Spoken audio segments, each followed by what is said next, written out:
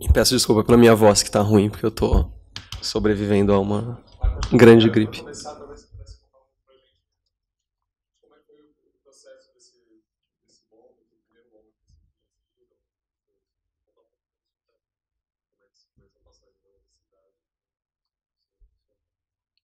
Eu me formei em 2003, a Jo acho que se formou em 2004. A gente é da mesma turma, mas ela demorou um pouco mais. E a gente tinha feito vários curtas juntos na faculdade. A parceria já vem da faculdade mesmo, mas o primeiro trabalho que a gente fez junto depois da faculdade foi um curta que chamava Um Ramo, e que foi produzido pela Sara Silveira, que é uma produtora daqui de São Paulo. E a Sara sempre deixou muito claro que ela produziria um ramo, mas ela tinha interesse realmente que a gente desenvolvesse com ela um projeto de longa. E aí, quando Um Ramo ficou pronto, imediatamente ela começou a cobrar esse projeto. E eu e a Ju nunca tínhamos falado sobre o que seria esse projeto de longa, o nosso primeiro, o que viria a ser nosso primeiro longa, e a gente começou a ter várias conversas sobre esse assunto. E a sinopse do Trabalhar Cansa começou a sair dessas conversas. Isso foi início de 2007. E aí o Curta Um Ramo entrou no Festival de Cannes e a gente foi com ele para lá. E isso, a Sara obrigou a gente a correr com uma sinopse para levar para o Festival de Cannes para começar a divulgar lá, junto com aproveitar a participação do curta no Festival de Cannes para começar a divulgar a ideia do longa lá e ver se rolava interesse. E isso foi muito importante porque uma coisa que aconteceu, que foi muito peculiar desse projeto, foi que a gente voltou do festival e imediatamente a gente teve um convite para inscrever o roteiro do filme, que não existia ainda, estava longe de existir, só tinha uma sinopse, num concurso nos Estados Unidos, que era uma coisa que funcionava só por convite, não tinha inscrição, então era uma coisa que era muito besta a gente negar. E aí o que a gente fez foi que a gente trabalhou madrugada dentro para cumprir o prazo. A gente teve 2 semanas para escrever um primeiro tratamento de roteiro do Trabalhar Cansa. Mas no fim das contas foi muito bom, porque a gente foi finalista desse concurso e o projeto começou a existir muito rápido, por conta dessas pressões externas, assim, por conta desse. Então ele é muito filho desse Curta Um Ramo, eu acho até ele meio parecido quando eu vejo hoje, eu acho ele meio de todos os curtas, todos os trabalhos que eu fiz e todos os trabalhos que eu fiz com a Juliana, eu acho o Trabalhar Cansa muito filho desse Curta Um Ramo. Estilisticamente e até um pouco tematicamente, apesar do ramo ser mais fantasioso. Um ramo é sobre uma mulher que descobre um dia umas folhas nascendo no corpo. E essa é a história, a sinopse dele é isso, é uma sinopse mais fantasiosa. Mas eu acho que a atriz era a mesma, a Helena, e estilisticamente eu acho os dois filmes parecidos, e num ramo tinha uma coisa do jeito que a Helena lidava com esses assuntos, com essa transformação no corpo dela junto com o marido, com a empregada e com o filho. Uma coisa de vida de classe média em São Paulo que eu acho que essencialmente é o mesmo olhar que a gente acabou tendo no Trabalhar Cansa. Eu acho os dois projetos muito conectados. Eu acho emblemático que o Trabalhar Cansa tenha saído como quase... O nascimento dele foi quase como um apêndice de Um Ramo. E hoje, quando eu vejo o filme, eu lembro muito dessa origem dele. Inclusive, a equipe foi a mesma, o diretor de fotografia, o diretor de arte. Foi uma coisa que a gente achou importante levar para o primeiro longa as pessoas que tinham sido importantes no nosso processo de crescimento, de aprendizado desde a faculdade. Então, tem várias pessoas que eram da nossa turma da ECA aqui. O Caetano, que é o montador, é da nossa turma da ECA. O Daniel Turini, que é editor de som, é da nossa turma da ECA. O fotógrafo e o diretor de arte, não, mas são pessoas com quem a gente já tinha trabalhado muito antes em vários curtas antes do Trabalhar Cansa. Tematicamente tem uma coisa no Trabalhar Cansa que é específica dele, que eu acho que pautou muito o jeito que a gente fez o filme, que a vontade inicial não era trabalhar com a mesma equipe, não foi isso que fez o filme existir tematicamente. Foi uma vontade minha e da Juliana de falar de uma questão que era trabalho. E a gente não sabia como é que a gente ia abordar essa questão. Era trabalho em São Paulo. E a gente tinha algumas peças, que era a observação dos nossos pais. A Juliana não é de São Paulo, ela é de Campinas, mas ela morou muito tempo aqui. E Campinas não é uma cidade que se organiza de um jeito tão diferente de São Paulo. a gente tinha tido experiências de crescimento meio parecidas, assim, de classe média, e a gente tinha algumas coincidências, tanto o pai dela quanto o meu tinham passado por períodos de desemprego, e a gente via como é que isso refletia na família e na manutenção da família e do que era simbolicamente importante para que a família se mantivesse nesse lugar que chama classe média. Isso eram algumas peças que a gente tinha, e a gente tinha alguns tipos, alguns personagens que a gente achava que era muito interessante. Uma delas era essa personagem da empreendedora, de uma mulher que era dona de casa, que nunca tinha tido um trabalho formal e resolvia se aventurar nessa área. E isso pra gente era meio simbólico do que é empreender, do que é entrar no mundo do dinheiro, do trabalho, de ter funcionário. E era micro, assim, né? Era um pequeno negócio, mas alegoricamente era também sobre grandes empresas. Daria para fazer leituras disso nessa personagem desse pequeno mercadinho. No início não era necessariamente um mercadinho, era uma lojinha, uma coisinha dela, assim, que ela tinha esse sonho de fazer e fazia. E aí a gente foi juntando as peças e foi tendo conversas sobre esse tema e sobre essas questões e sobre classe, sobre tudo mais, e foi um processo bem longo de roteiro de escrita. O roteiro mudou muito, teve 4 tratamentos, um é muito diferente do outro. Foi um processo longo, assim, até a gente filmar em 2010. Foram 3 anos, né? Da ideia em 2007 até filmar em 2010. E aí mais um ano para lançar, que foi em 2011.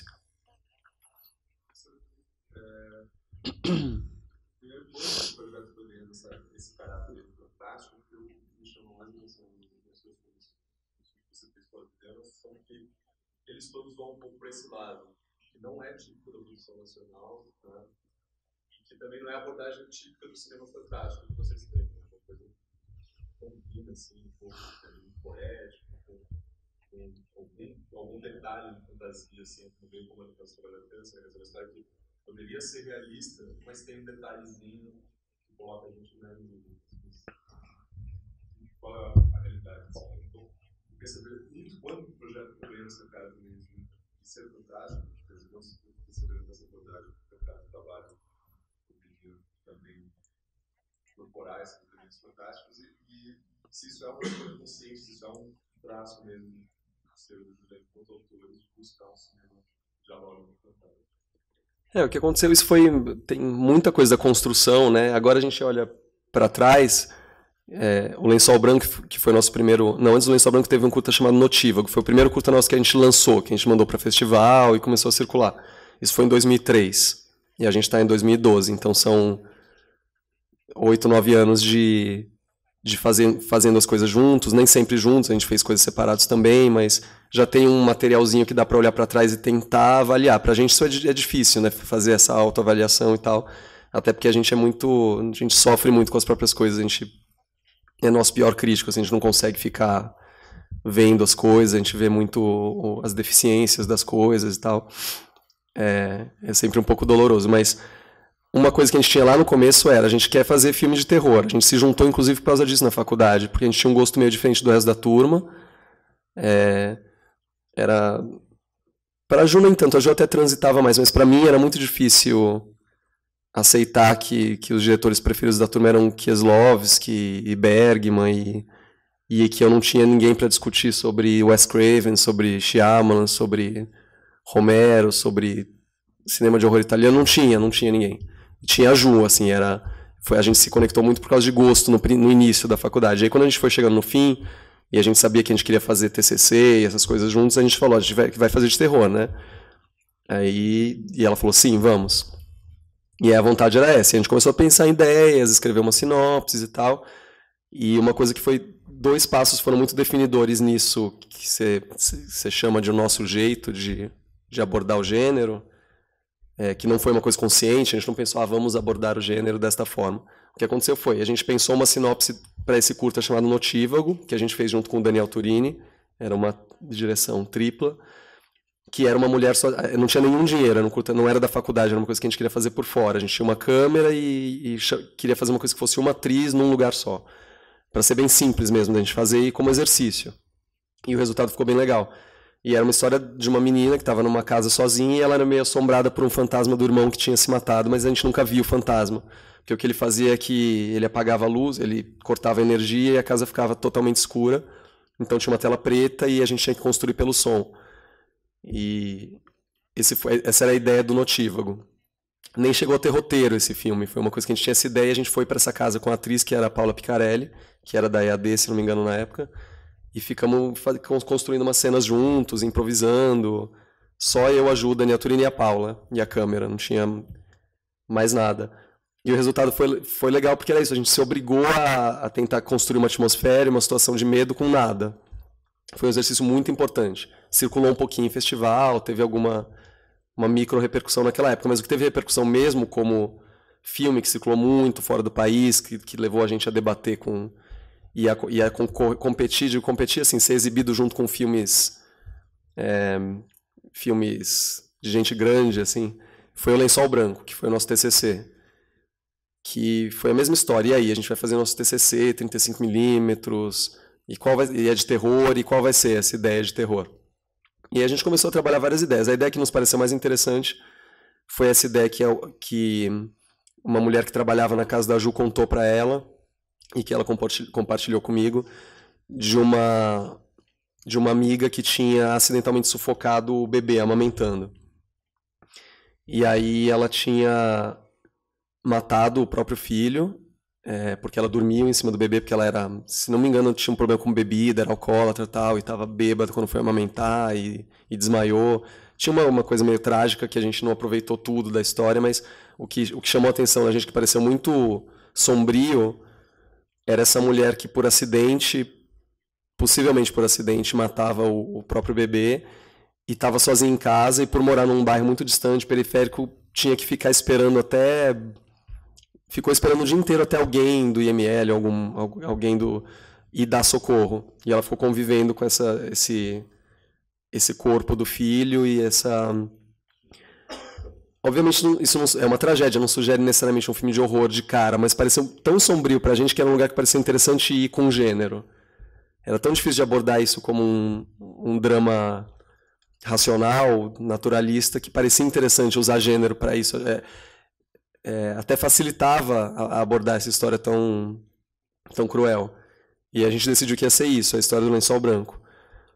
E a gente sabia que a gente queria fazer um filme de terror. E aí a gente tinha um problema dramatúrgico, que era uma história muito delicada, muito complexa, de uma mãe que matava um bebê e tudo mais. A gente não podia ir lá e fazer qualquer coisa. A gente tinha que fazer uma história que fizesse algum sentido dramático e que fosse respeitoso com os personagens. Então, não adiantava a gente chegar com ideias pré-concebidas de gênero.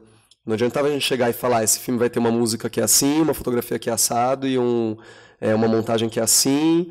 A gente não podia chegar com uma estratégia de abordagem que fosse pré-concebida, do tipo, esse filme tem que se parecer com Pânico, ou com O Bebê de Rosemary, porque isso seria forçar a barra. A gente tinha uma história muito delicada para trabalhar. Então o que a gente resolveu foi deixar um pouquinho de lado a ideia de que a gente estava trabalhando gênero, horror, e desenvolver o personagem. A gente escreveu o papel para uma atriz que a gente gostava muito, que era da EAD também, que é a Clarissa Kist, que faz o Trabalhar Cansa, a cena da entrevista de emprego, a primeira entrevista de emprego, que ela enche uma bexiga, história e tal. É a Clarissa Kist, que é a protagonista do Lençol Branco, esse curta de 2004, que eu estou falando. E é uma atriz fantástica, a gente chamou ela adorou o roteiro que a gente tinha, a sinopse, a gente começou a desenvolver a personagem com ela e deixou isso mandar. A gente nunca impôs nada de linguagem, nada de estético, nada de forma, nada, absolutamente nada. Tudo era assim, o personagem manda. O sentimento do personagem manda. Então, a gente está lidando com um sentimento muito trágico de perda de filho. E isso era necessariamente sombrio. Então a gente imaginava que daí havia as camadas de gênero. E foi o que aconteceu. Deixando o personagem mandar, a gente fez uma história que é muito assustadora, eu acho. Assim, tinha pessoas na minha memória assim, dos festivais que a gente foi com o Lençol Branco, inclusive a Cannes, enfim, foi um filme que deu muito certo. Assim, até hoje é um dos curtas dos trabalhos nossos que eu tenho mais orgulho, esse TCC. E tinha pessoas que não conseguiam ficar na sessão, saíam. Eu lembro que tinha pessoas que ficavam meio irritadas e brigavam com a gente porque a gente tinha matado um bebê. E é meio tolo isso, não acho que a gente matou, não é isso que a gente fez. A gente lidou com um tema bem sombrio e delicado, mas eu acho que deixar o tema e o personagem nos conduzirem nos conduziu naturalmente para onde a gente queria chegar. Que é isso, o filme tem elementos de filme de horror, as pessoas reconhecem isso, não é difícil de ver. Tem uma casa escura, tem uma loucura na personagem que faz as pessoas pensarem no Iluminado, na própria Rosemary, do bebê Rosemary, mas não foi uma coisa que a gente foi impondo, entendeu? A gente não pode fazer isso. A gente tem que deixar brotar do material. E é isso. Isso é a origem desse trabalho com gênero. Agora, Trabalhar Cansa tinha um problema. Tinha um pepino pra gente resolver, que é, diferente do Lençol Branco, em que a sinopse era mulher, uma mãe sufoca um bebê acidentalmente, fica convivendo com esse cadáver, e de um Ramo, que era mulher descobre uma bela manhã que tem galhos e folhas nascendo no seu corpo. Diferente desses curtas que a gente fez antes, ou do Notívago, que era essa moça sozinha em casa lidando com esse fantasma, com essa alma penada, o Trabalhar Cansa, a sinopse era uma dona de casa resolve abrir mão do ambiente, da vida no ambiente doméstico para trabalhar no mercado formal. E não tem nada de gênero nisso, naturalmente. A gente tinha uma suspeita, quando a gente concebeu a ideia, de que talvez pudesse virar de gênero, mas quando a gente concebeu, a gente não falou, esse filme vai ser de terror, ou uma comédia, ou X ou Y. A gente não falou isso. Conforme a gente foi escrevendo, a gente falou, tem sim algo sombrio no nosso olhar sobre esse tema. A gente começou a perceber que tinha uma carga negativa no nosso olhar sobre a entrada no mercado de trabalho. Isso não era a priori, não era uma coisa que a gente estava pré-definida. A gente vai mostrar como é ruim e nefasta a entrada dessa mulher no mercado de trabalho. Não era isso. Mas conforme a gente desenvolvia a personagem e via quais seriam os obstáculos que ela teria que enfrentar, e isso partindo, acho que pela primeira vez, não sei se pela primeira vez, mas foi o filme que a gente mais bebeu nas nossas vidas, nas nossas famílias. A gente olhava muito para as nossas mães para construir esse papel dessa protagonista desse filme, e para os nossos pais para construir esse personagem do marido. E todos os obstáculos que iam aparecendo na dramaturgia para a personagem, a gente começava a ver que desviavam a personagem para um caminho meio sombrio, meio nefasto. A gente começou a perceber que a relação dela com o espaço que ela fundava, que era esse mercado, que é o espaço que ela tenta transformar, a relação dela com esse espaço sugeria medo, sugeria uma coisa meio uma jornada para o desconhecido, assim. Isso aconteceu naturalmente no processo, não foi uma coisa que a gente de novo tentou impor. Eu acho que o grau de sucesso disso deve ser avaliado com cuidado pelos espectadores do filme, assim, porque eu não estou certo do nosso sucesso. Quer dizer, o filme reverberou nas pessoas de uma forma que eu acho bem legal e positiva, e teve uma história da qual a gente se orgulha bastante e tal, mas é uma coisa que eu me pergunto, assim, se a inserção do gênero no filme, por conta de o grande tema do filme não dialogar abertamente com a fantasia, se a inserção do elemento de gênero no filme não ficou uma coisa mais com uma porcentagem de alegoria mais alta do que o recomendável, assim, se soa um pouquinho ex machina, soa um pouquinho vindo do nada, se soa como alguns críticos falaram, como se houvessem dois filmes competindo um com o outro, dramaturgicamente. Tem gente que acha que não, que isso é o trunfo do filme, que esse diálogo com o gênero é um grande motor para o filme e tal. Mas isso acho que não cabe a mim avaliar. E para mim, esse filme, acho que precisa de uma distância assim, para eu fazer uma avaliação mais precisa dele. Eu acho que está muito perto ainda da experiência do Trabalhar Cansa para eu conseguir avaliar completamente. Eu consigo ver as reações das pessoas, e isso é bem legal sempre. Os curtas com mais distância eu já estou conseguindo ver como espectador puro, assim, não como alguém que fez. O Trabalhar Cansa ainda não consigo totalmente.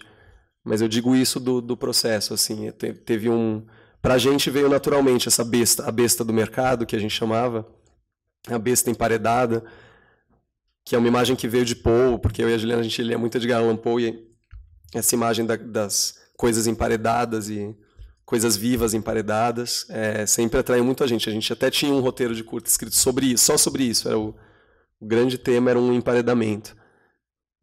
E a gente nunca realizou esse curta, mas foi uma ideia que a gente importou pro Trabalhar Cansa. E que a origem mesmo está no relação com na época de faculdade ficar lendo Edgar Allan Poe e falando desse tema, nem sei se é um tema, mas essa coisa de emparedar pessoas.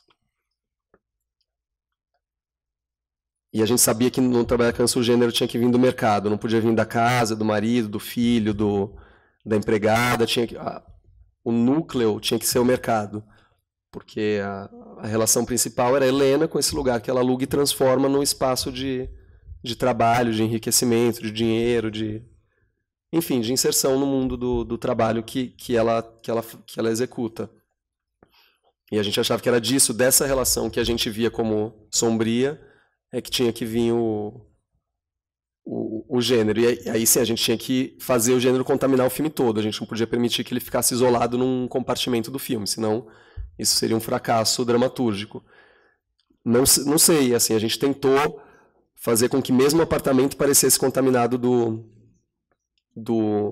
medo, do apodrecimento das coisas e tal, que é o que... Só que vindo sempre do mercado, né? Como se o mercado fosse o centro e o resto fossem as ondas que vão sofrendo as influências dessa presença maligna que é a besta.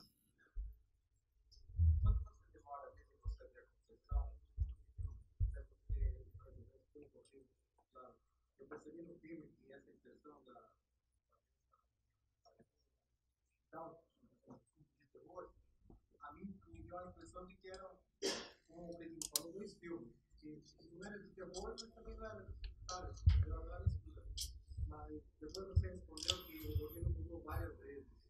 Quanto tempo você leva para fazer esse filme? E como é que ficam as brigas assim, de diretor, outras pessoas, para colocar a ideia? Porque agora que você está conversando, parece que essa é a grande ideia. Você quer colocar no filme, mas alguém quer colocar no filme porque alguém... Não, o roteiro mudou várias vezes, mas no primeiro roteiro já existia alguma coisa emparedada. Para chegar a um primeiro roteiro é um processo complexo e longo, assim, mesmo que seja um primeiro roteiro que você odeie e queira incendiar, tem muito trabalho, você não sai escrevendo, assim, a gente discutiu muitas ideias sobre o que é o filme, o que a gente quer abordar, quem são os personagens desse filme, qual é o recorte. Em geral a gente parte do tema, assim, para depois ir indo... A sinopse é a última parte de uma primeira etapa. A primeira etapa é qual é o tema que a gente quer falar, qual é a nossa posição em relação a ele, qual é o recorte, qual é o... É um filme que começa em 1980 e termina em 2010? Não, é um filme que se passa ali num curto período de uma inauguração de uma loja. E dos problemas que essa inauguração causa numa família. Então a gente já tinha mais ou menos um recorte, e aí vai surgindo um personagem. A dona do negócio, o marido dela, a empregada dela, os funcionários, o filho, e a gente vai montando esse mosaico de personagens. Aí quando a gente tem esse mosaico, a gente tem que partir para a sinopse, que é qual é a história, onde é que começa e onde é que acaba. Isso mudou muito pouco, do primeiro ao último tratamento do roteiro. O que mudou foi o jeito de construir as cenas, personagens caíram, tinha todo um núcleo da personagem da Paula, que era empregada, que era a família dela, no bairro de periferia em que ela morava. Tinha coisas que a gente vai fazendo escolhas no meio do processo para privilegiar certas coisas em detrimento de outras e tal. E muda muito. Acho que se alguém lê o primeiro tratamento do roteiro e o último, vai ver no texto que são textos muito diferentes. Agora, se eu der para vocês lerem o primeiro tratamento do roteiro, depois de vocês terem visto o filme, é até capaz de vocês falarem, mas... Sim, tem coisas diferentes, mas é meio que o mesmo filme. É meio que o mesmo filme porque é meio que o mesmo assunto, os mesmos personagens, o mesmo olhar sobre esse assunto, na verdade, o olhar não muda. E a coisa do emparedamento tinha desde o primeiro, só que no primeiro era diferente, era narrado diferente, não era uma besta, era um cadáver humano, ou era um bebê, eu não lembro direito, na verdade, eu esqueci, na verdade, tinha alguma coisa emparedada, mas não era um... A gente quis fazer no filme, a gente chamou de A Besta, porque a gente quis fazer no filme de um jeito que não ficasse exatamente claro se era uma pessoa ou um bicho. Obviamente parece mais um bicho do que uma pessoa, mas não parecesse também nenhum bicho específico. Não se falasse, era um cachorro, não, era um boi, ou era um... Até porque, para a gente chegar a essa história, a gente escreveu toda a Gênese, né? A gente escreveu uma longa história de Gênese do que é a besta, que tem a ver com os antigos proprietários do mercado, que são os irmãos Botelho, e um dos irmãos era um lobisomem, e acabou matando eles lá numa briga. Tinha toda uma história desenvolvida sobre a gênese do lobisomem, que é o irmão que está emparedado. Agora, não nos interessava contar a história do lobisomem. Isso é uma coisa que uma parcela do público tem problemas com isso e tal, com a falta de gênese exposta no filme, né? Mas eu não sei o que era aquilo que estava lá. Tem gente que acha isso um problema. Mas foi consciente, não era nosso interesse contar essa história. A gente fez porque a gente tem que fazer, porque a gente tem que saber onde a gente está pisando. A gente não ia escrever, é uma besta. E é muito difícil para a gente, como roteirista, se dar por satisfeito com uma decisão arbitrária. Para embasar uma decisão, é bom que a gente tenha pensado muito e escrito muito sobre ela antes. Então a gente produz muito texto que não serve para nada, nunca vem a público, nunca vai ser publicado, nunca vai ser lido, mas serve para a gente ter base no nosso processo criativo. A gente precisa ter base, a gente precisa saber onde a gente está pisando. Então a gente escreveu um texto que é uma longa gênese dos antigos proprietários não, locatários do lugar, que de vez em quando vem à tona no filme, na história da Helena. Ela esbarra com isso, né? Ela esbarra com objetos que estavam abandonados ali, uma foto de uma pessoa que está ali olhando, que era, na nossa visão, um dos locatários antigos, o locatário que era o lobisomem.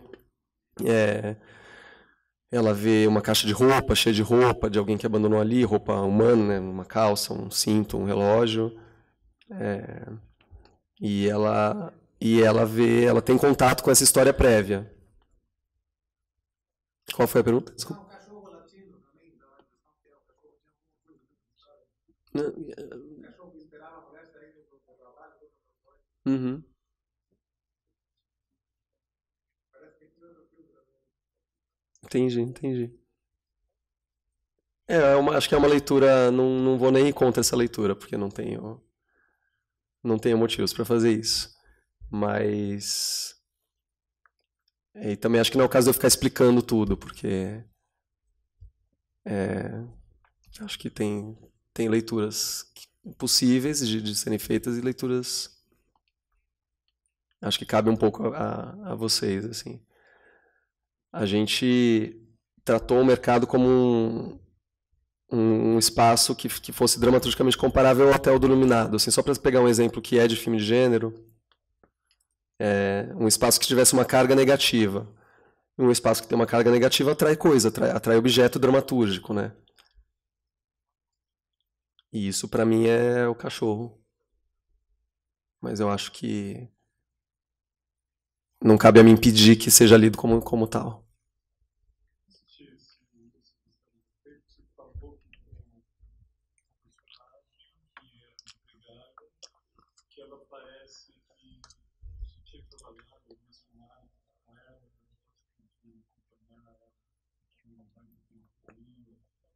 No roteiro, a gente nunca filmou isso. Isso não chegou a ser filmado. Isso foi o processo de roteiro. Eu citei isso como um exemplo de percalço pelo qual você passa, porque em dramaturgia você precisa construir coisa tendo consciência de que você pode estar escrevendo uma coisa que não vai ficar no produto, não vai ficar no filme, na peça, onde quer que seja. Tudo que você escreve para um personagem, você está alimentando aquele personagem. Foi muito importante escrever uma tonelada de cena da Paula em relação com a tia dela. Paula não é de São Paulo, na Gênese. Essa relação dessa tia que hospedava ela em Guarulhos e tal, e aí como que ela vinha para São Paulo, e como é que ela procurava emprego em São Paulo, e como é que ela tinha não a intenção de trabalhar na casa de ninguém, ela não queria ser empregada doméstica, ela queria outra coisa, mas ela acabava precisando aceitar isso porque ela estava num limite de espera de conseguir essa outra coisa que nunca chegava. A gente escreveu tudo isso. Isso foi importante pra gente, para alimentar essa personagem.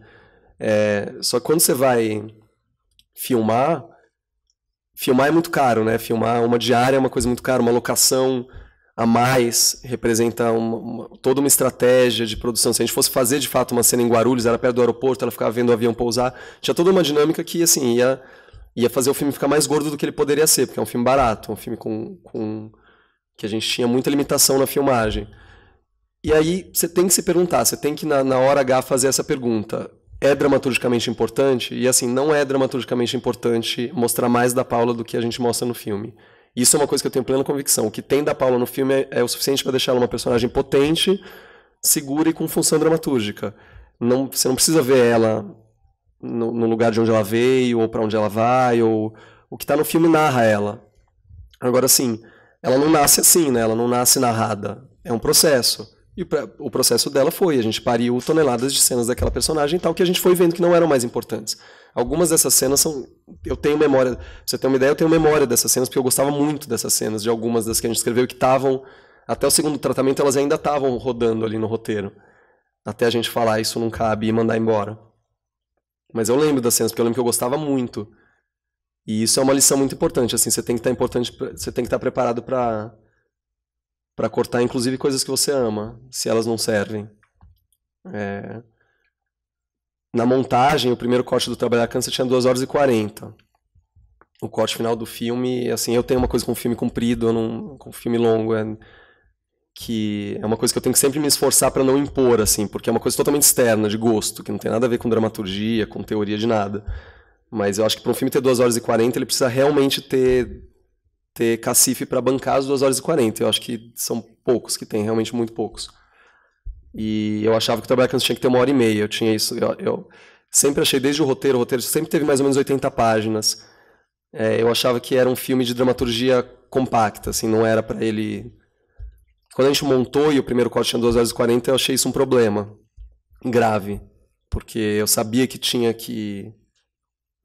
Bom, primeiro que a gente viu o corte, eu e a Juliana, a gente voltou para casa deprimido, como já tinha acontecido nos curtas, mas mais deprimido porque era o nosso primeiro longa e tal, e a gente achou a coisa toda pavorosa. E a gente ficou pensando como é que isso ia se resolver. E a gente jogou fora 1h10 de filme. Tem muita coisa que foi filmada e que não tá. Personagens inteiros que saíram e tal. Não porque estava errado no roteiro. Eu acho que o roteiro que a gente filmou, ele estava bem resolvido, assim. Tudo que estava lá, eu li aquele roteiro de 80 páginas e eu falava, acho que ele tá legal, não tá sobrando. Mas é que a filmagem transforma o roteiro numa outra coisa. E que é muito importante ter noção disso, porque o que a filmagem faz é transformar o roteiro na coisa que é o que ele nasceu para ser, que é o filme. Então, quando você vai ver o primeiro corte do filme, você tem que ir virgem, assim, você tem que ir despido das suas expectativas de antes. Porque você vai ver uma outra coisa em funcionamento. Vai revelar fragilidades, vai revelar algumas cenas que talvez você não tenha dirigido na máxima potência, algumas cenas que talvez você não considerasse das mais potentes no roteiro, se revelam no filme muito boas, talvez as melhores do filme. E aí você tem que estar pronto para ver isso. E uma cena muito boa que você ama e você acha linda e não tem nenhuma função dramatúrgica, tem que ir embora. A gente fez isso, várias coisas saíram, coisas que eu acho boas, assim, que vai ser muito legal poder pôr no DVD como material cortado, mas não fazia sentido ter no filme. E eu acho que esse corte de 1h30, 1h39, porque aí tem crédito, não sei o que, entre as coisas. 1h32, 33, ficou a dramaturgia mesmo, um pouquinho mais de 1h30. Eu acho que foi o melhor que o consenso chegou. Assim, eu acho que se fosse só eu montando esse filme, teria sido também outro resultado. Mas como era eu, Juliana e Caetano, que era o montador, e os diálogos eram... A gente é muito amigo desde a faculdade, eram conversas muito boas que a gente tinha no processo de montagem. Eu acho que esse filme, o resultado, ele é um filho perfeito dos três olhares. Tem cenas que eu tiraria, eu acho, tem cenas que eu tirei sem total convicção de que deviam ser tiradas, mas o Caetano e a Ju me convenceram com a convicção deles. Eu acho que o resultado é o filho perfeito da parceria, sabe? Minha com a Juliana e com o Caetano. Me deixa feliz, assim, ver.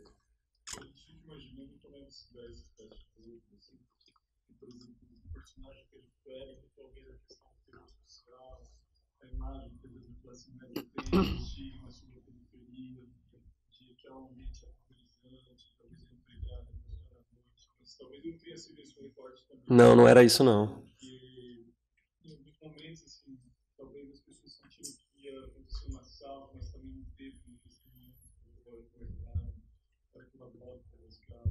Isso é fascinante, o que as pessoas acham que vai acontecer não acontece. Isso é problema de vocês, assim, digo, porque cada pessoa acha que vai acontecer uma coisa que não acontece.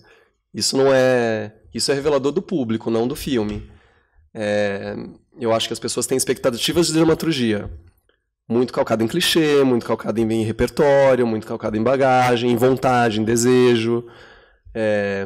isso, honestamente, é um problema um problema, quando eu digo problema, não é um problema como um defeito, é uma questão das plateias, que não tem nada a ver com as obras.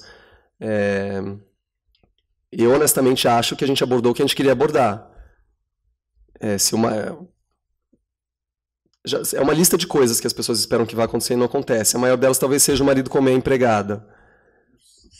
O marido comer que vem sempre à tona, uma outra pessoa traz isso à tona. Se alguém tem a expectativa que o marido coma a empregada, é um problema seu, assim, honestamente. Não é um problema como uma questão, não é uma questão de defeito dramatúrgico. Assim. Eu não estou falando que a dramaturgia do filme é perfeita, não. Longe de mim querer ficar me elogiando, assim, eu não tenho essa capacidade. Mas existem questões que são questões... Quando a dramaturgia é um pouquinho mais aberta do que manda a tradição, no sentido de que entrega todos os clichês esperados por uma noção genérica do que é dramaturgia, qualquer filme, qualquer peça, qualquer livro, qualquer obra que envolva a construção dramatúrgica, que abra um pouquinho e que contrarie minimamente o que é um clichê, mesmo que não tenha vontade de contrariar, mesmo que só tenha vontade de não trabalhar aquela coisa especificamente, sempre gera um ruído do tipo... mas parecia que ia acontecer e não aconteceu, como se fosse um defeito da dramaturgia. E não é, assim, isso precisa ser claro, ficar claro que existem intenções. Eu acho assim, eu poderia tentar fazer um exercício de autocrítica e apontar onde eu acho que existe ruído, onde eu acho que existe problema dramatúrgico e tal. Mas eu acho que as questões que a gente queria abordar, a gente abordou. O que não foi abordado é porque a gente não queria abordar mesmo. Isso me parece, me tá claro. Eu acho até que a gente abordou coisas demais. Então a gente até devesse ter jogado um pouco das nossas vontades fora.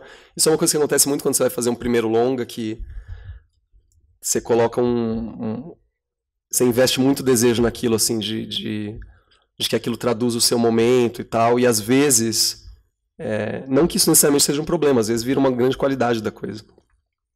Às vezes você injeta lá uma vontade de síntese muito grande de desejos seus de diversos aspectos, assim, por exemplo, de fazer um filme de terror e um filme sobre o trabalho. Estou dando um exemplo genérico, no caso do Trabalhar Cansa. E pode ser que as coisas não se comuniquem perfeitamente bem.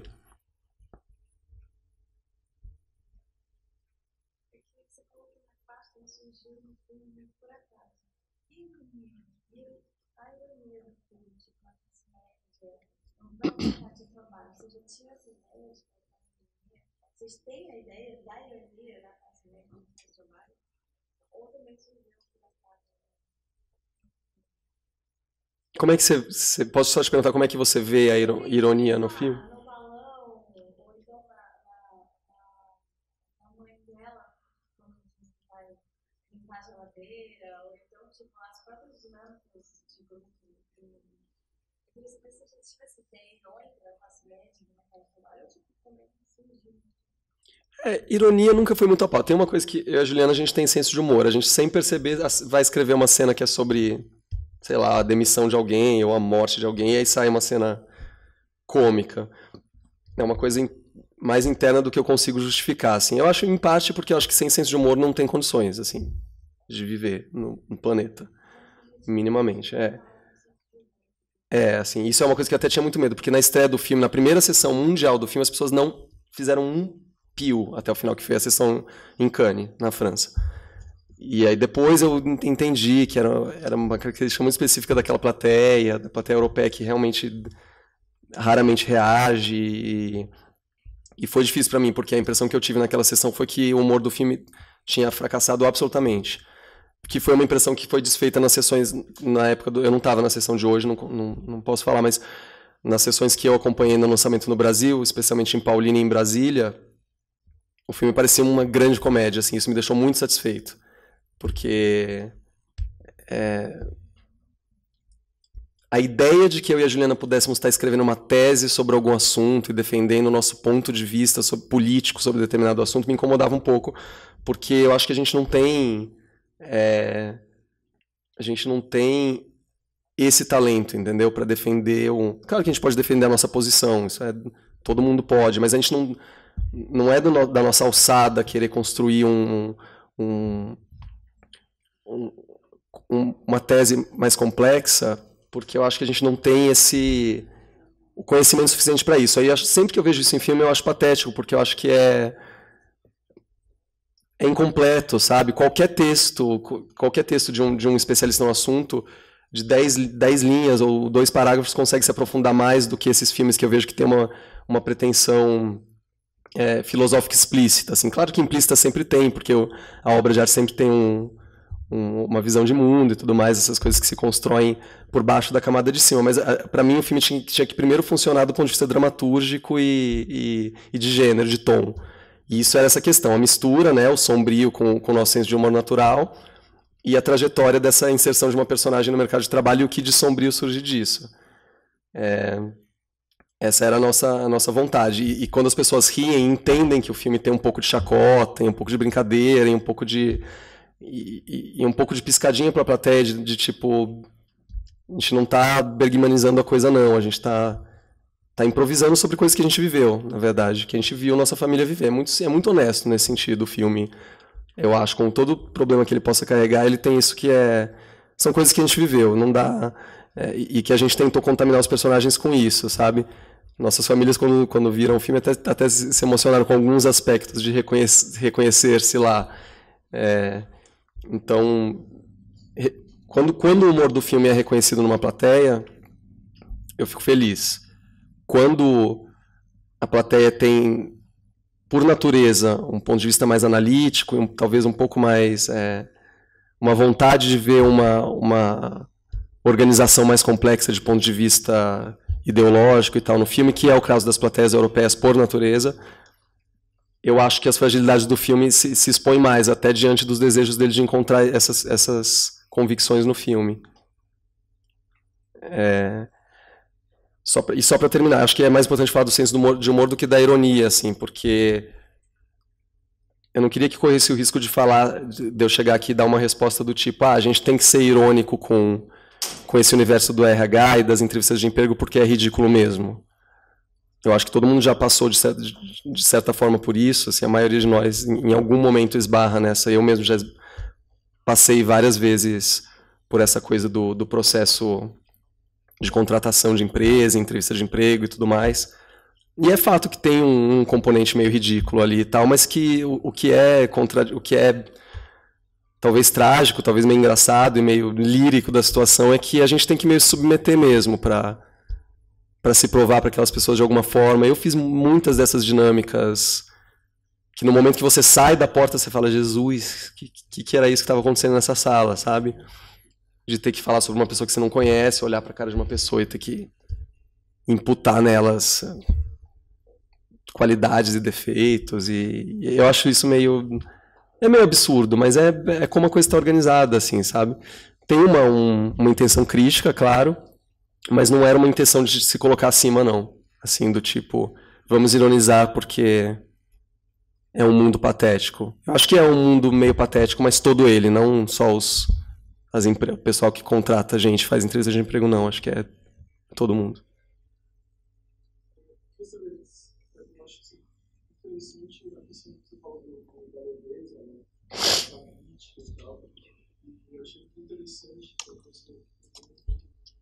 O personagem Paula tem uma rivagem muito precisa. Assim. Eu acho que talvez também como o brasileiro faz parte dessa realidade social, tanto da escravidão quanto a questão do emprego doméstico e informal.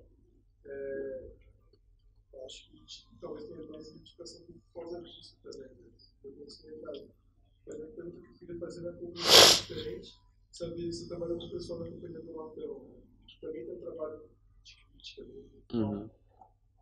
O que medida isso também contribuiu para o filme, como você trabalhou, para essa questão do peso de cada cena, de cada coreografia, de cada colocação. Você trouxe... Tem duas coisas. Uma coisa, você mencionou a coisa da escravidão, isso é muito importante, porque é evidente que as consequências da escravidão, em todo lugar em que houve escravidão, e o Brasil foi dos últimos lugares onde acabou a coisa, é óbvio que se sente até hoje, eu acho até meio tolo, assim, o jeito que não se tenta colocar a questão como uma questão meio velha, meio ultrapassada e tal, e eu acho meio tolo porque é evidente a consequência de organização social que isso gera num país que teve isso. E a Paula tinha, assim, um pouco disso porque a empregada doméstica tem, né? Porque tem o quartinho, porque tem é meio impossível não fazer essa leitura de herança da coisa, porque é assim que é organizado, né? E eu e a Juliana vivemos em casas que tinham essa organização dita típica de classe média, com empregadas domésticas que lá dormiam e que lá viviam e que vivem essa situação altamente contraditória de que são da família, mas não são, né? Em certos momentos se espera que sejam. Pô, você é da família.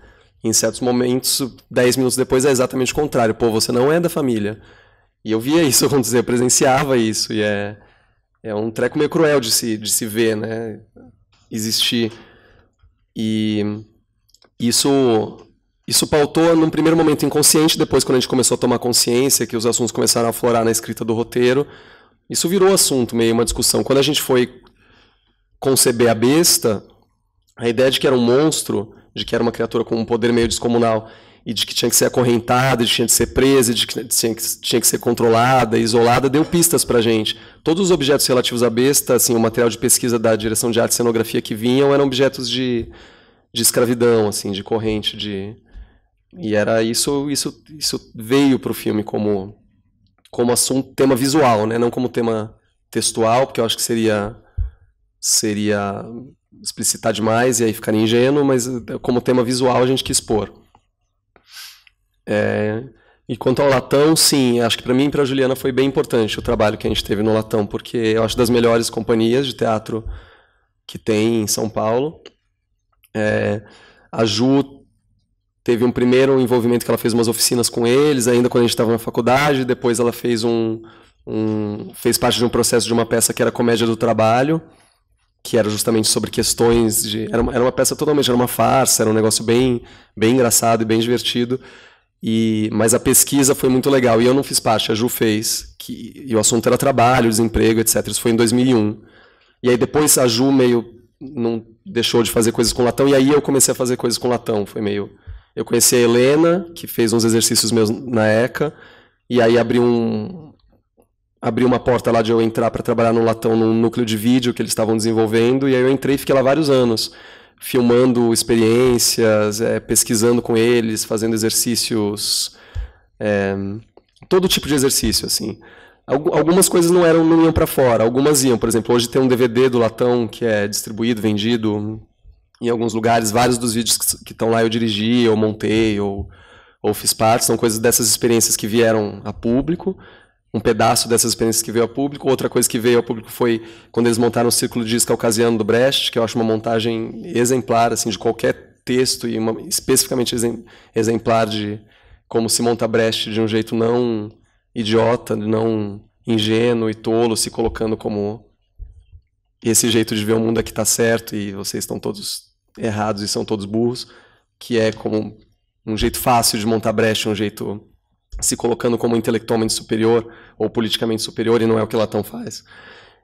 E a montagem deles do Ciclo de Giz tinha uma abertura em vídeo, que foi um vídeo que eu dirigi também, e que foi uma experiência muito boa, porque o texto do Brecht tem um prólogo que eles não queriam encenar, que é um prólogo com personagens que não são os personagens da peça. E eles queriam pensar um outro jeito de montar esse prólogo. E aí eles iam dar uma oficina para um grupo de atores do MST na época. E aí ocorreu essa coisa de,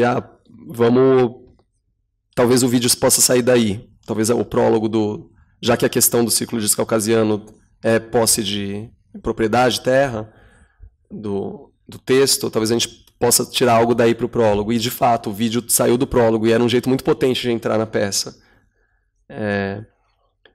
O vídeo era uma mistura de leituras e de entrevistas, era uma mistura meio louca, era uma coisa meio difícil de definir. Era um vídeo de 20 minutos, que não era exatamente um vídeo de ficção, não era exatamente o texto do Brecht, mas era uma mistura interessante que deixava o tema bem quente assim, para a entrada dos personagens da peça em cena. Foi isso, minha experiência com o Latão foi isso. Foi importante tematicamente, para investigar questões que me interessam, de organização social, de trabalho e tal. Ao mesmo tempo, acho que não dá para dizer que o meu trabalho de cinema como diretor e como roteirista é exatamente igual ao trabalho da Companhia do Latão, que eu acho que não é, mas eu acho que deve muito à pesquisa deles e à relação que eu tive com a pesquisa deles.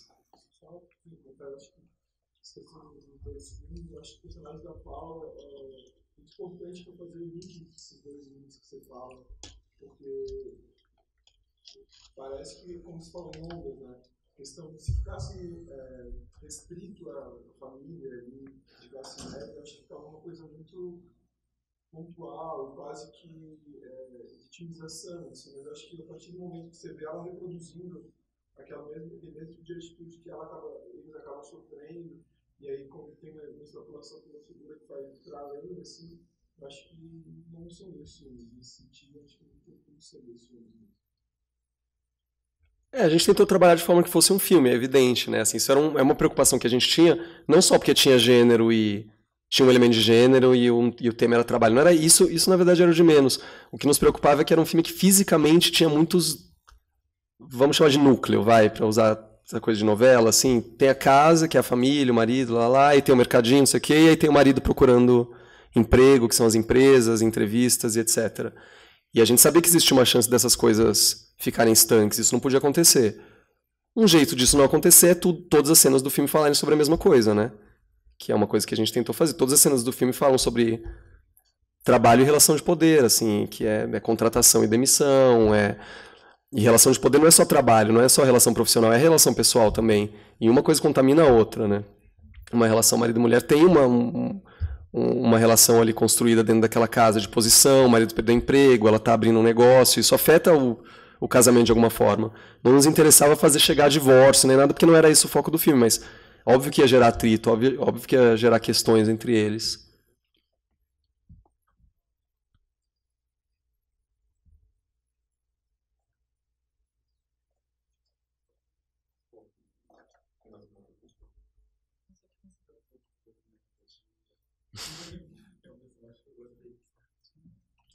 A Gilda, vários papéis do filme a gente tinha escrito para pessoas que a gente já tinha trabalhado e já conhecia, já gostava, a Helena, o Marra não, o Marra a gente já tinha trabalhado, mas o papel era um pouco de um homem um pouco mais velho, a gente acabou ele quis fazer um teste, aí veio, fez um teste maravilhoso e tal, e aí a gente pegou ele.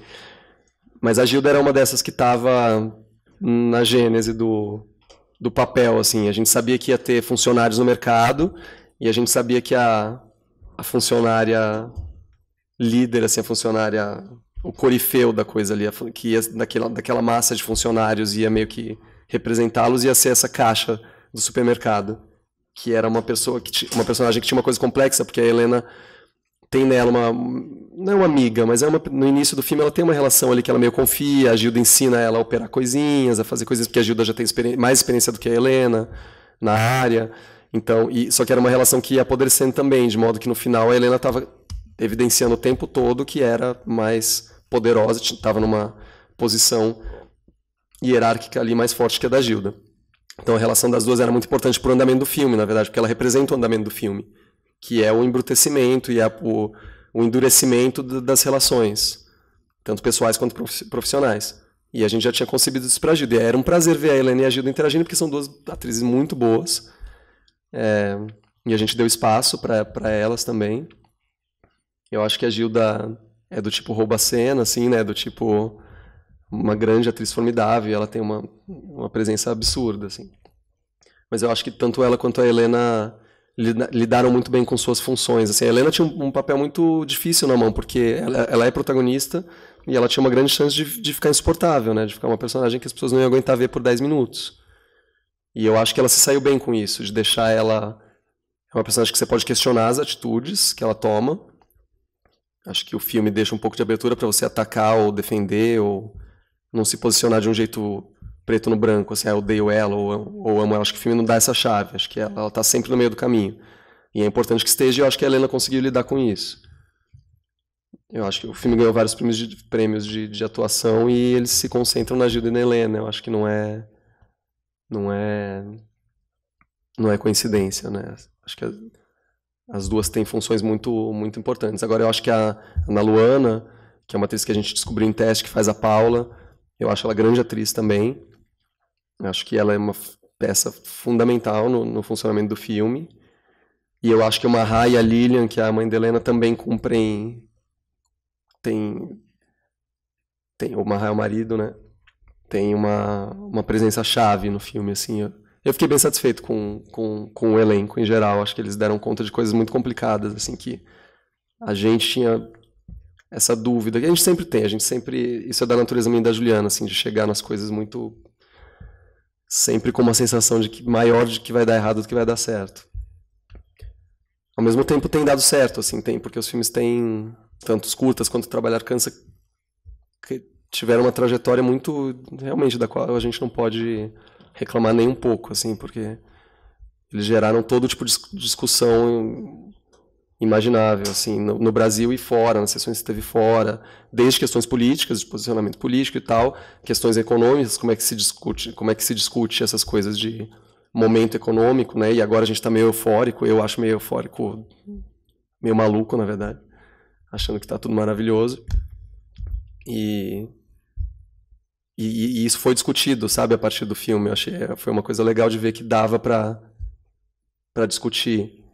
E essa rachadura que teve na recepção do filme, em pessoas que leram tudo que a gente imaginava que poderia ser lido e foram além na recepção crítica do filme, e pessoas que não leram nem a primeira camada que a gente imaginava que teria no filme. As duas coisas existiram muito, sabe? E eu acho isso meio interessante também. Não sei nem o que achar disso exatamente, mas eu acho que é essa posição, o cara que acha uma obra-prima e o cara que acha uma fraude poderem existir nesse número, eu acho um lugar interessante para um filme estar. Muito melhor, sem dúvida, do que um lugar em que não se acha muito nada. Acho que esse é o pior lugar, na verdade, para estar. Esse lugar meio morno, em que não se acha nem bom nem ruim.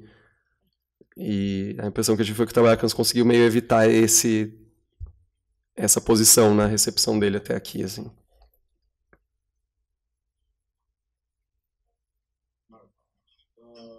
Alguns anos, eu assisti uma mostra do Mike Lee,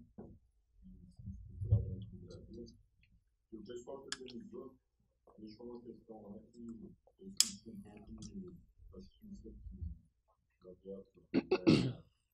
Ali no Brasil, existia ainda uma necessidade muito grande de filmes que retratassem questões da classe média do próprio universo.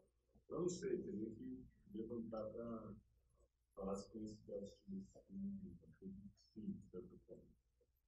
Mas vejo nesse filme uma questão aí. Não sei se talvez um momento de desespero, da situação, não é tão forte quando você traz situações do filme, como desemprego e tal, assim, um contexto mais amplo de sociedade, eu vejo assim tão forte como os filmes do Mike Lee ou do Pinochet, né? Isso seria uma questão. E a outra, que tem até a ver com o que falaram aqui no Ciado, em alguns momentos do filme, a gente acha que vai cair naquela coisa da empregada sendo vista pelo patrão, ou sangue no pano, algumas cenas de violência que aconteceu porque tinha uma empregada na casa, essa empregada de uma outra classe. E por mais que vocês não tenham pensado nisso, vejo também aí uma força nas imagens desse filme de vocês. E, bom, dessa outra questão surge uma preocupação. Eu vi aqui no livrinho que está falando da questão do mercado, distribuição, que é esse movimento, essa nova geração aí, que vocês são colocados, né, de realizadores. Como que é a expectativa de vocês para circular na sala de cinema? Você como realizador, como o próprio Felipe, Cidade de Deus, e essa coisa toda. Então são algumas questões aí que até, não sei se eu coloquei, você consegue amarrar esse pensamento aí. Só começando por essa questão da distribuição, isso não é uma área sobre a qual eu posso falar muito, porque não é uma área na qual eu me especializo, no sentido de analisar e estudar números locais, renda. Eu posso falar em termos genéricos da experiência que foi lançar esse filme. Esse filme foi muito mais visto em festival e em sessões especiais do que comercialmente. Ele foi lançado comercialmente, ele não fez um número de espectadores ridículo, porque é no Brasil. Ele vai ser lançado comercialmente em outros países ainda. Na França ele estreia em 10 de abril, eu acho. Estreia logo. No Brasil ele foi lançado em setembro. São Paulo e Rio, e depois foi viajando, Porto Alegre, lá. E ainda tá indo. Ainda tem cidades que ele vai... Tem um distribuidor, que é pequenininho, não é um grande distribuidor, uma major, e ele tá indo lançando o filme pouco a pouco e tal. E aí ele vai pegando uma parcelinha de público em cada lugar que ele vai. Só que eu acho muito pouco, eu acho um problema assim, eu não consigo me dar por satisfeito com o número de pessoas que viram Trabalhar Cansa. Acho que seria um erro eu fazer isso, porque eu ia ficar meio acomodado, e meio, não, mas tá ótimo, o filme ganhou prêmio, viajou, e não sei o quê. Eu acho que, na verdade, o filme precisa encontrar caminhos, faz parte do projeto, do pensamento do filme, isso tem que fazer parte do início da ideia, assim, do jeito que você vai construindo. Você não pode achar que seu trabalho acaba quando sai a primeira cópia, sabe? Você precisa encontrar maneiras de pensar as entradas do filme nos lugares.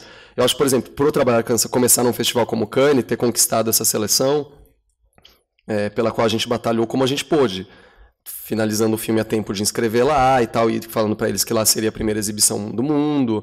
É óbvio que tem um limite que a curadoria precisa amar o filme, senão eles não vão botar. E isso aconteceu e a gente é sortudo nesse sentido.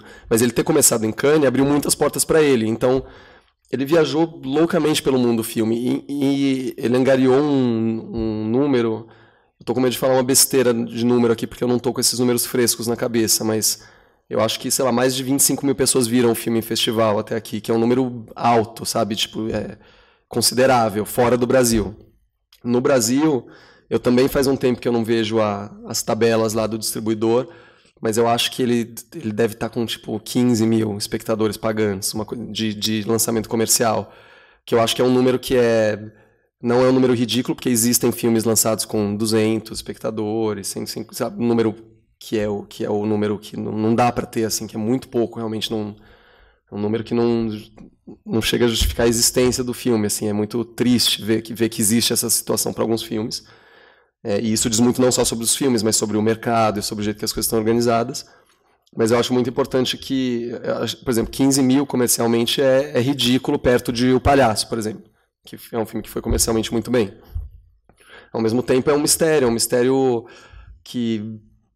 A gente conversa muito sobre isso, fala-se muito sobre isso na hora de lançar e tal, mas que é difícil de entender como é que você fura uma parede e chega nesse lugar em que todo mundo na cidade ou no país sabe do filme e quer ver o filme. Isso envolve dinheiro para divulgar, um cacife do distribuidor para ir lá e entrar nas salas, não só no Espaço Unibanco, mas no Cinemarques e nas salas de periferia, um trabalho da nossa parte, do produtor e dos diretores, de todo mundo que está envolvido no trabalho do filme, de levar os filmes para espaços que não são comerciais, como aqui, por exemplo, e autorizar que o filme cumpra uma existência nesses espaços. Enfim, são várias variáveis, assim. Eu acho que o Trabalhar Cansa como um filme sem dinheiro para ser lançado, não tinha nenhum dinheiro para ser lançado. O dinheiro que tinha foi na confecção das cópias. A gente não tinha dinheiro para propaganda e folders e coisas, e não tinha, infelizmente. E a gente não queria esperar, a gente poderia esperar ter esse dinheiro, angariar, ganhar algum concurso de lançamento e tal, e ter dinheiro. Só que aí o filme ia esfriar, porque ele já tinha tido uma mídia espontânea muito boa, por causa de Cannes, por causa de Paulínia, por causa de Brasília, por causa dessas sessões que ele teve em festival, que eram muito quentes, e ganhava prêmio, não sei o quê. Ele estava quente, o filme, ele estava pronto para lançar, sabe? Acho que se a gente esperasse, a gente poderia cometer o erro de talvez não ter lançado ele ainda. Talvez estar com ele esperando, sabe, uma chance. E eu acho que isso é errado também, porque um filme tem uma vida útil ali em termos comerciais. Eu acho que esperar seria ruim, seria nocivo. Então a gente lançou sem dinheiro, pagamos um preço de sair com menos cópias, com menos divulgação e tal, mas ao mesmo tempo aproveitamos o calor que estava envolvendo o filme por causa das críticas boas que estava recebendo, dos festivais e dos prêmios. Então não sei, é misterioso, assim, quis colocar aqui só essas variáveis para te contar meio como que foi a história desse filme. Mas é um negócio que eu não sei ainda. O próximo filme que eu vou fazer vai ser uma experiência diferente. Vai ter atores muito famosos nele. Não foi uma decisão, eu vou botar um ator famoso para ganhar dinheiro. Não foi isso, não. Mas foi uma coisa que o produtor que me convidou para dirigir já tinha pensado um papel para um ator que ele queria convidar e tal. E por consequência foi se encaminhando um filme com um elenco que era muito diferente do Trabalhar Cansa, no sentido de que era um elenco altamente conhecido. Eu não sei se isso acho que provavelmente vai reverberar, e aí eu vou entender mais uma peça do quebra-cabeça, que é o que se o que é que pode acontecer com um filme quando você tem um astro. Não tem nenhum filme, eu acho, que tenha sido um grande sucesso de bilheteria e não tenha um ator famoso. Existem filmes com atores famosos que não foram grandes sucessos de bilheteria, mas eu acho que os que foram, Se Eu Fosse Você, O Palhaço, Tropa de Elite, tem um astro atrelado. O filme. Teria que fazer um levantamento maior para ver, mas eu acredito que, se não são todos, é 99%.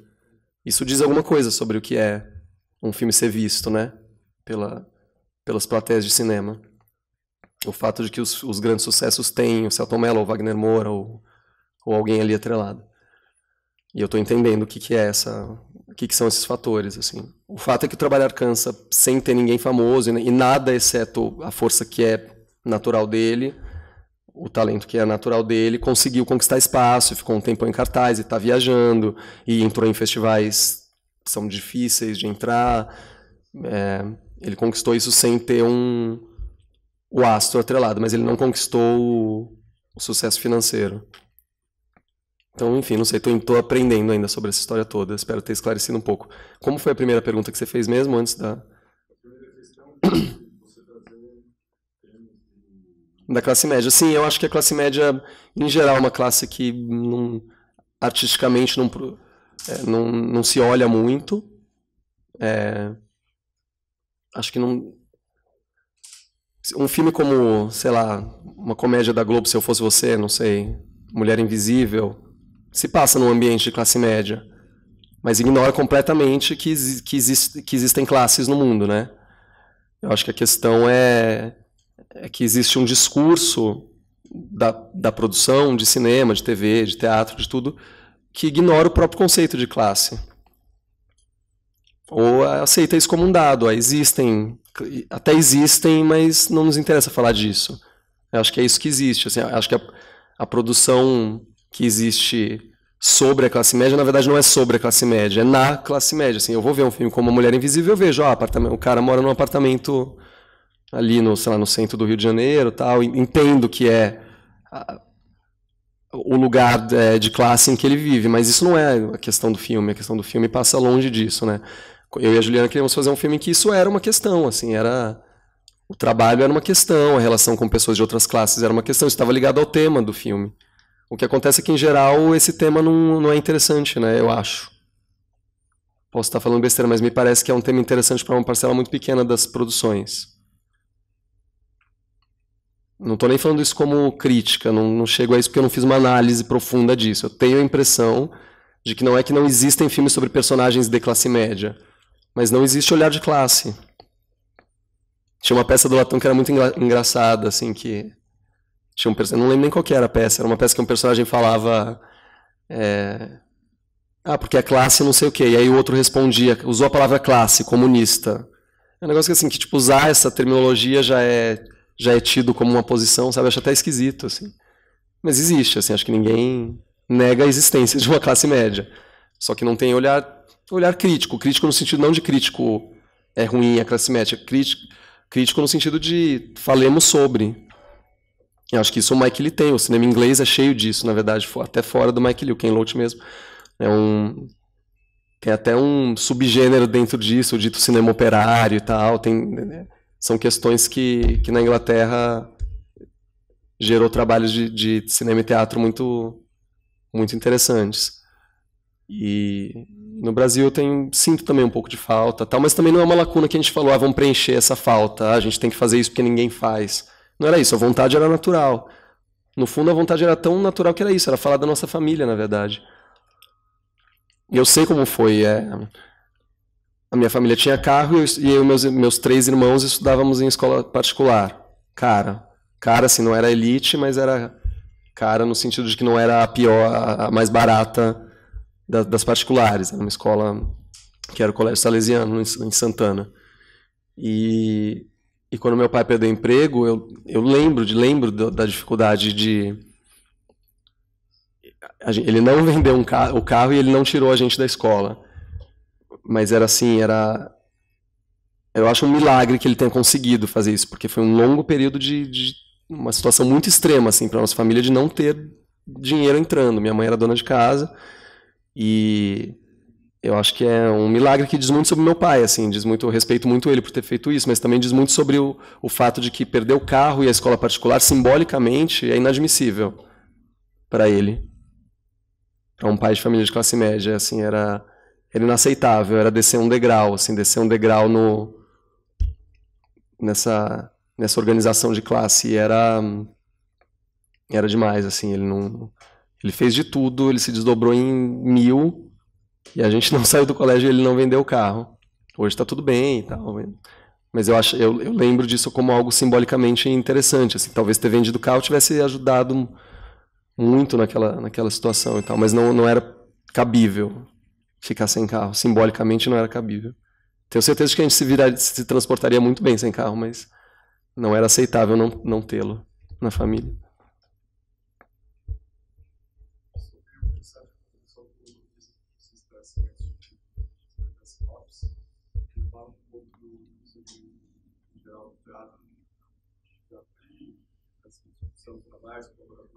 Pensar nas pessoas, olha, que a gente vai discutir esse tema, ou vocês trabalham com dois ou com parceiros mais selecionados?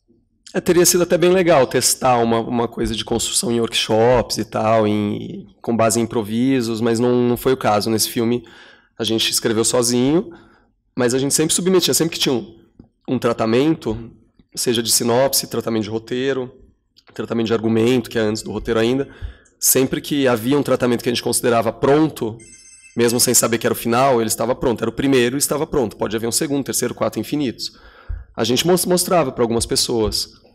A gente mostrava o segundo para pessoas que não tinham lido o primeiro, para testar e ver como é que ele batia nas pessoas. E com base nas opiniões, eram pessoas em que a gente confiava, né? Amigos próximos, ou professores, ou pessoas que a gente tinha interesse em discutir o roteiro com. Não era para sair jogando também para qualquer pessoa, porque isso pode gerar uma confusão absoluta, né? Se você abre demais, você pode perder completamente o foco. Você tem que saber para quem você quer, para quem te interessa comunicar aquele negócio, né? Não é.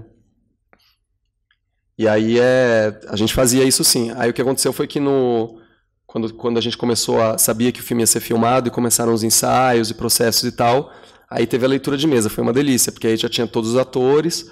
Aí todo mundo leu o roteiro. E aí a gente falou, a gente quer contribuição, assim, isso aqui não é de pedra. Isso aqui precisa de vida, então tragam. E aí trouxeram. E aí o roteiro que foi o quarto ou quinto tratamento, agora eu não lembro, que foi o roteiro de filmagem, que foi o roteiro que foi para o processo de produção, e o roteiro que estava escrito na última noite antes da filmagem, tipo, vamos começar a filmar amanhã, temos aqui o roteiro que a gente vai imprimir e levar. Ele tinha várias mudanças. Em geral, dentro das cenas, porque aí a estrutura já estava construída, mas aí dentro das cenas tinha diálogos que a gente já tinha cortado, tinha criado outros porque os atores tinham improvisado. E tinha coisas que lá no set acontecem. O Mahá e a Helena sentiam falta de um momento um pouquinho mais apaixonado do casal no início do filme, para você aceitá-los como casal de cara, assim, visualmente. Não na fala. Na fala você sabe que é um casal, que ele é casado com ela, que tem um filho, você sabe. Mas de ver eles conectando de um jeito um pouquinho mais quente. E aí a gente estava rodando o plano da cor da parede, e aí eles resolveram surgir com isso, de se agarrarem lá e derrubar a coisa e tal, e ficar nesse beijão. Não tinha isso antes. Isso apareceu na filmagem. E como várias outras coisas que apareceram na filmagem que a gente não negou, porque eram evidentemente enriquecedoras pro filme. Acho que não é bom. Acho que é bom estar disposto a não negar nada. É claro que você não pode. Você tem que pensar no que você vai aceitar, porque você tem que ter um processo ali, mesmo que rápido ali no calor da cena. Você tem que ter um processo de isso vale, isso está em sintonia, isso pertence ao filme. Tem que ter um pequeno processo de aceitação ou não, mas acho que você não pode ir disposto a negar tudo que seja extra-roteiro, assim, de fora do roteiro, porque senão você vai engessar o negócio, né? E se você está trabalhando com colaboradores que você respeita e que são inteligentes e que entendem o filme, naturalmente vão sair coisas boas dos improvisos e dos...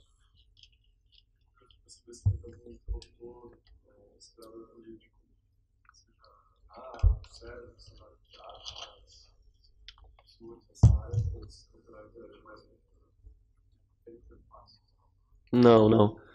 Acho que teve a discussão, mas assim, o que não teve foi o levar o roteiro para um professor de história, um pesquisador. Isso não aconteceu para ver se tinha alguma falha de discurso ou incoerência histórica, isso não aconteceu.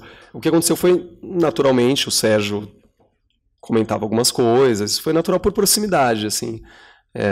Mas o Sérgio, dramaturgo, né? Assim, acho que a coisa dele era muito mais não discutir se o ponto de vista ou as questões históricas estavam corretas ou interessantes, e sim de se a dramaturgia tinha potência e tudo mais.